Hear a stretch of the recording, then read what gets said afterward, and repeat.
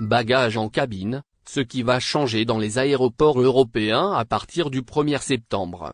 Le casse-tête des bagages se poursuit auprès des compagnies aériennes et dans les aéroports internationaux. Face aux nombreuses réglementations imposées par les transporteurs aériens, les voyageurs se perdent face à ces multiples règles relatives au transport de bagages. D'ailleurs, la Commission européenne vient de prendre une nouvelle décision concernant les bagages en cabine. À partir du 1er septembre 2024, les voyageurs depuis et vers les aéroports européens vont de nouveau se soumettre à la règle des 100 ml de liquide en avion. Voyager en Europe, qu'est-ce qui change à partir du 1er septembre dans les aéroports? Pour ceux qui ne la connaissent pas, la règle des 100 ml de liquide en avion interdit aux passagers de transporter plus de 100 ml de quelconque liquide en cabine, que ce soit des parfums, des boissons, dentifrice. Instaurée en 2006, cette règle a pour objectif d'éviter l'introduction de liquide explosif dans les avions.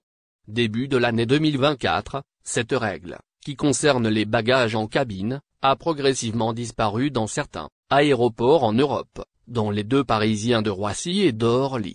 Et ce, en raison de la mise en place d'une nouvelle génération de scanners hyper puissants quant à la détection des liquides explosifs. La règle était levée dès qu'un aéroport était équipé par ces nouveaux scanners. Cependant, la Commission européenne vient de revenir sur sa décision et la règle des 100 ml de liquide en avion sera de nouveau en vigueur à partir du 1er septembre 2024. Pourquoi la règle est-elle rétablie?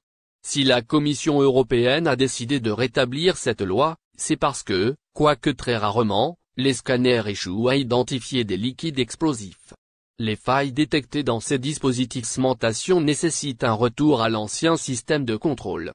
Les aéroports qui ont supprimé la règle des 100 ml de liquide en cabine devront, désormais, la réintroduire. Le retour de cette règle n'est pas forcément définitif, mais la Commission attend les résultats des nouveaux tests pour trancher. Pour rappel, la mise en place de ces scanners avait permis aux passagers de ne plus retirer les liquides, les ordinateurs et les tablettes de leurs bagages lors des contrôles de